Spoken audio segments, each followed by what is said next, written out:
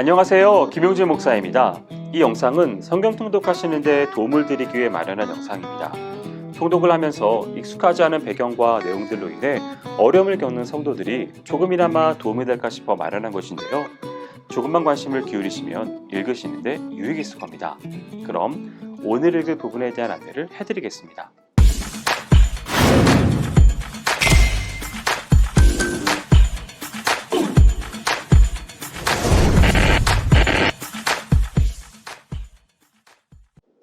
오늘 읽을 본문은 여호수아 1장에서 4장입니다.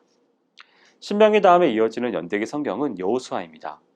여호수아의 기록 목적은 하나님께서 당신이 통치하시는 택한 민족인 이스라엘을 광야에서 약속의 땅 가나안까지 어떻게 인도하셨는가를 보여주는 데 있습니다. 다시 말해 여호수아서는 모세오경에 나타나 있는 역사가 끊어지지 않고 계속되도록 연결시켜주며 여호수아 통치 아래에 있던 이스라엘 백성을 하나님께서 가나안에 어떻게 인도하셨는가를 보이려는 것입니다. 1절에서 9절은 모세 사후 여호수아가 이스라엘의 새로운 지도자로 세움받는 장면입니다. 즉 모세가 죽은 후 하나님께서는 여호수아에게 나타나셔서 가나안을 정복할 것을 명령하셨습니다. 그리고 하나님은 이러한 임무를 맡게 된 여호수아에게 너를 당할 자가 아무도 없을 것이고 하나님이 모세와 함께 하셨던 것처럼 여호수아에게도 함께 하실 것이며 가나안을 반드시 주시겠다는 약속을 주십니다. 아울러 마음을 강하게 하고 담대히 하라는 것과 율법을 떠나지 말고 주야로 묵상하며 다 지켜 행하라는 권면의 말씀을 주십니다. 10절에서 15절은 가나안을 정복하라는 하나님의 명령을 받은 여호수아가 이를 준비하도록 착수하길 지시하는 장면입니다. 그리고 르우벤, 갓, 므낫세 반 지파에게 가족들은 요단 동편에 남겨두고 용사들은 요단 서편의 가나안 정복에 동참할 것을 지시하면서 그 정복이 종결되면 다시 돌아와서 그 땅에 살게 될 것이라고 약속하는 내용이 이어집니다. 여호수아는 하나님의 명령을 받자마자 즉시 실행에 옮겼습니다. 이는 결코 자신의 지위나 야망을 위해서가 아니라 하나님께서 자기에게 맡겨주신 사명을 수행하기 위해서였을 뿐입니다. 우리도 하나님께서 주신 사명 가운데 이러한 저런 핑계와 사정이 아닌 즉각적인 순종이 있어야 함을 생각해 볼 수 있는 소중한 구절입니다. 16절에서 18절은 이스라엘 백성들이 모세에게 그러했듯이 여호수아에게도 전적이고 무조건적으로 순종할 것을 맹세하면서 하나님께서 모세와 함께 하셨던 것처럼 여호수아에게도 함께 하시기를 바라는 동시에 마음을 강하게 하고 담대히 할 것을 기원하는 장면입니다. 그들에게는 모세의 명령이 곧 하나님의 명령이었듯이 이제 여호수아의 명령은 곧 하나님의 명령이기 때문에 이 명령에 따르지 않으면 죽음까지 당할 각오가 되어 있었기에 이렇게 고백할 수 있었습니다. 이 장은 가나안 정복 명령을 받은 여호수아가 여리고를 점령하고 전진 기지로 삼기 위하여 시뜸에서 여리고 정탐꾼을 파송하는 장면입니다. 여호수아에 의해 여리고 성에 파송된 두 정탐꾼들은 라합의 집에 유숙하게 됩니다. 그러나 이 사실은 곧 발각되어 여리고 왕에게 보고되고 왕은 사람들을 보내어 라합에게 정탐꾼들을 내어놓을 것을 명합니다. 그러나 라합은 어디로 갔는지 모른다고 거짓말을 함으로써 그들을 구원해 줍니다. 8절에서 21절은 여리고 정탐꾼을 구원해 준 라합의 재치가 빛나는 부분입니다. 거짓말로 정탐꾼들을 위험에서 벗어나게 해준 라합은 그들에게 가나안 거민들이 이스라엘로 인하여 공포에 떨고 있음을 알려줍니다. 이어서 라합은 먼저 하나님께 대한 자신의 신앙을 고백한 후 여리고의 파멸의 날에 대비하여서 자신의 가정을 보호해달라고 요청합니다. 이에 대해 두 정탐꾼들은 자신들의 생명을 걸고 그녀의 요구를 들어줄 것을 맹세합니다. 이 맹세를 들은 라합은 정탐꾼들을 창문으로 탈출시키고 다시 그들이 안전하게 도망갈 수 있는 방법을 제시합니다. 이렇게 하여 정탐꾼들은 여리고를 떠나게 되었습니다.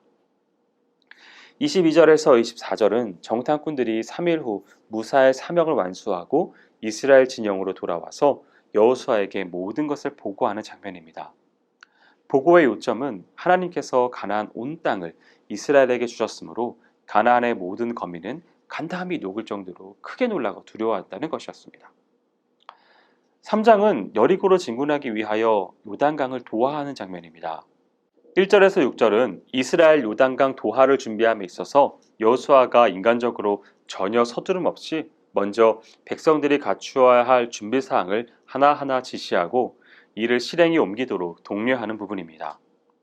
여호수아는 이스라엘 백성들과 더불어서 3일 동안 유숙합니다.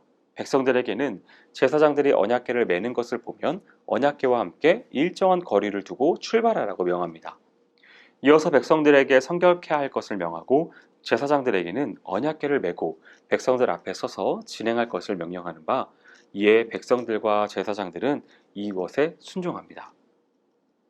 7절에서 13절은 요단강 도하를 위해 이스라엘 백성들이 준비하는 장면이 언급됩니다.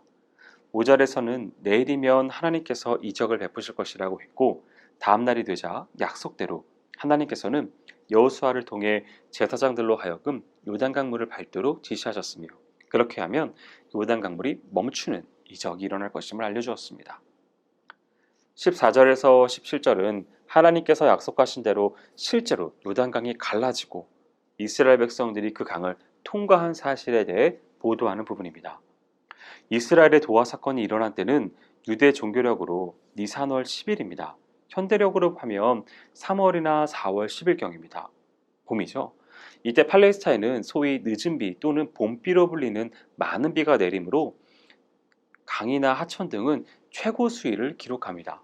그러므로 남녀노소를 합해서 200만 명이나 달하는 이스라엘이 요단강을 건넜다는 것은 하나님의 전능성 외에는 설명할 방법이 없습니다. 4장은 3장에 이은 요단강 도하 사건을 다룹니다. 3장이 요단강 건널 때의 언약궤에 초점을 맞추었다면 4장은 요단강을 건넌 후에 기념비에 초점을 잡고 있습니다.